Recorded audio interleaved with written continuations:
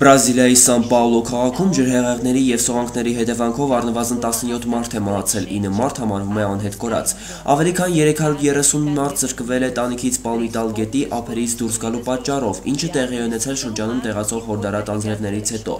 Ավելի վաղ հաղորդվում էր 10 զոհերի մասին։ Ներկա պահին տարածաշրջանի տարհանված բնակիչները ժամանակավոր կացարաններ են ստացել դպրոցներում և եկեղեցիներում։ Չինական Ուհան քաղաքի 54-ամյա բնակչուհի Յուժոժեն արթնանում է առավոտյան ժամը 3-ին և գնում փողոցները մաքրելու։ Նա ունի 2 երեխա, որոնցից յուրաքանչյուրը ծանր աշխատանք է կատարում, իսկ իր բանկային հաշվին կին ունի ավելի քան $1 միլիոն։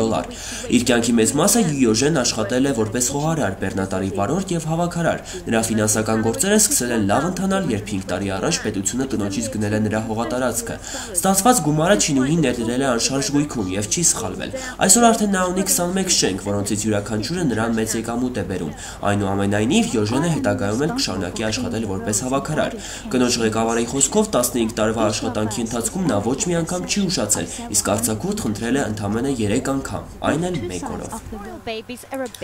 Մեծ Բրիտանիայի թագուհի Էլիզաբեթ II թոռնուհին Զարա Ֆիլիպսը լույս աշխարհ է բերել իր առաջնեկին։ Ծննդաբերությունն անցել է Գլոսթերշիր կոմսությունում գտնվող թագավորական հիվանդանոցում։ Ֆիլիպսի ամուսինը Մայքլ Թինդալը ներկա է գտնվել դստեր ծնվելու ժամանակ։ Բուքինգեմյան պալատի ներկայացուցիչները հայտնել են, որ նորածնի անունը հայտնի կլինի ավելի ուշ։ Բրիտանական գահի հավակնորդների թվում նորածինը 16-րդն է։ Հայտնի է, որ երեխային ոչ մի կոչում չի շնորհվի։ Գյորգի Հասրեցյան, GTV։